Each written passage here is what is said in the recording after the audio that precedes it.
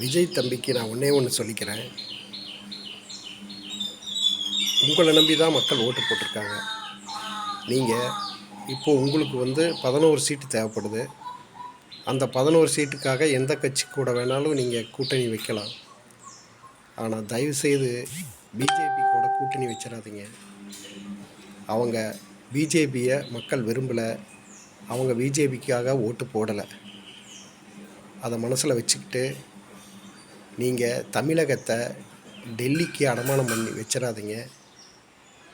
தமிழகத்தை தலை நிமிர்ந்து இருக்கும்படி உங்களுடைய ஆட்சி இருக்கணும்.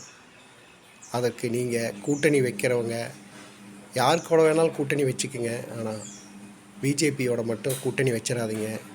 தமிழர்கள் உங்களை நம்பி போட்ட ஓட்டுக்கு அர்த்தமில்லாத போயிடும்.